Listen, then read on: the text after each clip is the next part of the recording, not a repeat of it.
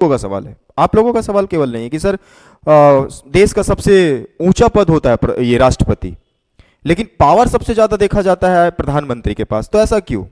तो ये सवाल का अगर आप इसका जवाब को अच्छे तरह से समझना चाहो तो इस तरह से समझ सकते हो। देखो, ध्यान से देखोगे तो समझ जाओगे, और समझाने का मैं पूरा कोशिश करूंगा आप लोगों का। देखो, हमारी जो कार्यपालिका है, क्या है?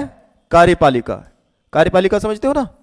इंग्लिश में इसको कहते हैं एग्जीक्यूटिव, कहते हैं, हाँ, एग्जीक्यूटिव। ये दो तरह के होते हैं।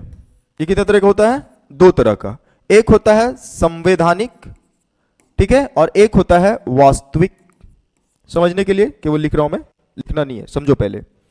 तो कार्यपालिका दो तरह से होता है, संवैधानिक होता है और दूसरा वास्तविक होता है, जिसको एक बोलते हैं रियल और एक बोलते हैं ऑफिशियल, ठीक है। तो जो संवैधानिक कार्यपालिका होता है, इसके हेड जो होते हैं वो होते हैं राष्ट्रपति। कौन होते हैं? राष्ट्रपति। और वास्तविक वाला जो हमारा कार्यपालिका होता है, इसके हेड होते हैं प्रधानमंत्री। कौन होते हैं? प्रधानमंत्री, ठीक है। तो संवैधानिक तरीके से जो हमारा हेड है वो है हमारा राष्ट्रपति, लेकिन वास्तविक रूप से काम कौन करेगा? तो प्रधानमंत्री करेगा। तो समझ में आया? अब यहां से समझो कि संविधान में किस अनुच्छेद में इस चीज की चर्चा की गई है भाई।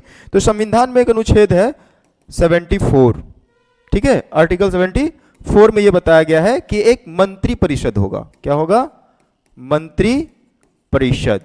और मंत्री परिषद को क्यों बनाया गया है भाई? तो मंत्री परिषद को बनाया गया है राष्ट्रपति को सलाह देने के लिए, यानी सलाहकार के रूप में किसको बनाया गया है? मंत्री परिषद को। यानी बिना मंत्री परिषद के सलाह का कोई भी कार्य राष्ट्रपति नहीं कर सकते, ठीक है।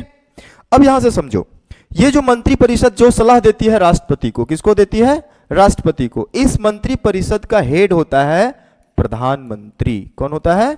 प्रधानमंत्री, ठीक है। तो बिना मंत्री परिषद के सलाह का कोई भी कार्य राष्ट्रपति कर नहीं सकता। कार्य कौन करती है? प्रधानमंत्री करती है अधिक कार्य, यह केवल उस पर साइन करता है। पावर ज्यादा किसके ऊपर होता है? रियल वाला पावर जो है प्रधानमंत्री के पास है। संवैधानिक तरीके से राष्ट्रपति की पद सबसे ऊंचा होती है, ठीक है। यह हम आप लोगों को समझाने का कोशिश किया। अब उम्मीद करते कोई डाउट नहीं रहा होगा प्रधानमंत्री और राष्ट्रपति के बीच में कौन ज्यादा पावरफुल है।